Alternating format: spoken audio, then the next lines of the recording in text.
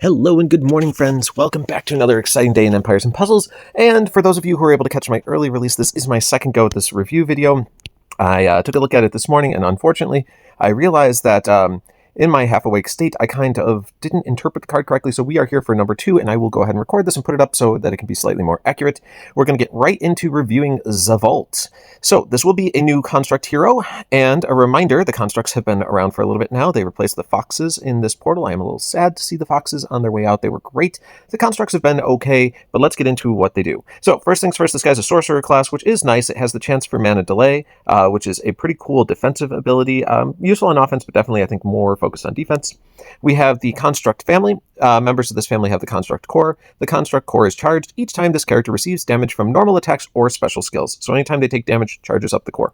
Now, what does the core do? Let's go ahead and go down to the passives and find out. This particular construct will be receiving the Minion core. So basically, the Minion core activates each time this guy casts their special skill, and it says with a fully charged Minion core, it summons a Killer Bot Minion with 27% HP and 55% attack inherited from the caster on all allies. The HP and attack inherited from the caster is scaled by the amount of charge in the core. So these minions can be weaker if you're casting this without a fully charged core. And before the Killer Bot Minion hits its target, it destroys all minions from the target and damages Mega Minions. So it is a good way of handling the opposing side's minions as well. Kind of interesting, but not really overly powerful. It's just been the new gig for these constructs. All right, in the 8th power department, we do get Defense Up. Defense Up is going to be plus 20% defense for the first 6 turns, making this guy a little naturally tankier, which is pretty helpful because if we move down to the special here, Spiritual Wire, we'll see that it's running at slow speed. Now, slow is usually not my favorite, and the special needs to be particularly good to make up for the slow speed, so let's see what this guy does. He is going to start things out by doing 470% damage to all enemies. That is a relatively decent hit, but I will point out, if you look at the stats above this special here, you're going to see that this guy is fully talented for attack, and his attack only gets to 1814. So he is definitely defensively built. In fact, I'd say if you took this guy, he's definitely leaning towards defensive tank role. And you may even remove some of these attack points and put them more into defense to give this guy greater survivability. That will be up to you, depending on if you pull this guy and how you want to talent him. But let's get back into the special. So that 470% damage hit with this attack rating, it's still significant, but it's not going to really shock you with the numbers, but still a pretty good hit. Then it says all enemies get the negative 12% accuracy and a further 6% decrease per each dark shield on the board for 5 turns, up to negative 60% accuracy. Okay, so this is where I had a misinterpretation issue earlier. We've seen plenty of effects like this in the game where it increases the strength of it based off the number of dark tiles on the board. But the one thing that I didn't understand here is when it said for 5 turns, I thought it was suggesting that it gives an additional negative 6% decrease for each dark shield on the board each turn for 5 turns. I don't think that's actually how it's meant to be interpreted. I think what it's saying is it will do the negative 12% accuracy plus 6% for each dark shield on the board, but that effect will only happen once when it is cast, but the whole effect will last for 5 turns, up to a maximum of negative 60% accuracy, which is obviously a lot less exciting because if it's stacked, you are going to get to that negative 60% accuracy, but since I don't think it's stacking each turn, most likely it's only going to go off when you cast the special, and we will get into why that matters in a moment, but let's finish this up. All allies are immune to new negative mana effects for 5 turns, and their mana is increased by 15% for each resisted effect. Okay. Oh gosh, lots to go into here. So let's go ahead and start from the top. First of all, this guy is built very defensively, and I think that's where you want to focus him. I'm not sure he's going to be all that great on attacking teams. He is definitely designed to be a defensive tank, to utilize him quickly and efficiently, at least my personal opinion. Also, as a defensive tank, you'll charge up his core faster, and that will allow him to cast his minions at their fullest strength as well, which is pretty cool.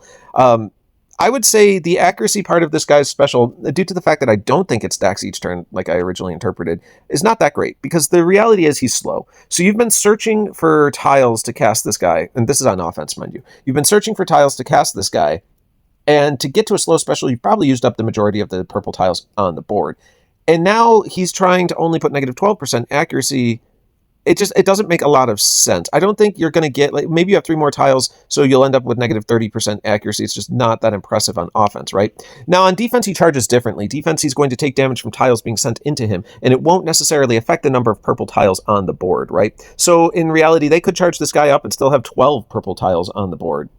Maybe, maybe not. I don't know. It's just an example. At which point this guy would cap out at the full negative 60% accuracy for the entire other team. That's why I do think this guy is so much better in a defensive role than an offensive role. I hope that makes sense to everyone. And then also, probably the best part of his special right there is the all allies are immune to new negative mana effects for 5 turns. This is really useful. In the meta right now, there's a lot of mana control, whether it's reduce your mana generation, whether it's cut your mana straight out. There is an absolute ton of that. And this guy is going to make your entire team immune to it. And not just that, he's going to give them 15%, which is a nice chunk of mana for each attempt. So if they brought a bunch of characters that reduce negative mana effects as a side effect of what they do, this guy's actually going to be really helpful to handle that kind of thing. Now, the problem is, due to his slow speed, this is where I still think he falters on offense.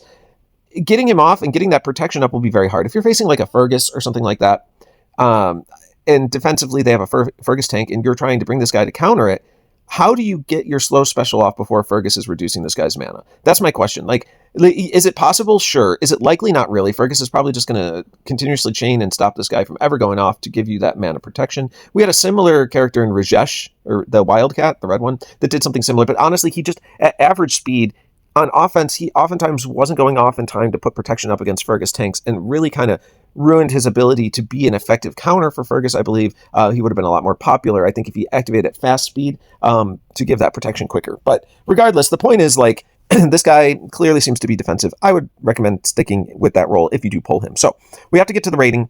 Where do I rate this guy? Okay, so he does do some interesting things. He definitely gives you the ability... Oh, I'm sorry, I forgot to mention, he does get the Empowered Resist special skill blocking. This is way back in passives, but it is important to go over. Again, this is my second time, so like I did it the first time. And point is, right here it says that this character is immune to status ailments that prevent the use of special skills. They also gain 450 boosted health and 5% mana for each time they resist. This is helpful, again, in the defensive tank role, because it's going to give him protection against things like Silence, against things like Paralyze. Those type of effects will not affect this guy. So as a defensive tank, he's going to have these extra layers of protection in there. He's reducing their mana through the sorcerer class talent, or their mana generation through the sorcerer class talent. He's going to create additional health shields through his minions that also help burst through their minions. He does a reasonable hit, and he's putting accuracy down and protecting mana of the entire team. So with that in mind, I give him a solid 8 as a defensive tank role. On offense, I'd say he's probably, I don't know, a 7. I mean, he's okay, but I just don't think he's going to be impactful on the offensive side of things. But if you do pull him, congrats. You probably want to level him up. You probably want to use him, unless you're in the really higher upper tier meta, in which case I don't think that this guy is really going to make that big a difference for you either way, because you have better tank options, and in reality, he's not going to really help your offensive depth at the higher ranks either. So there you have it, folks. This guy's a solid 8 on a defensive tank role, and we'll see you next time.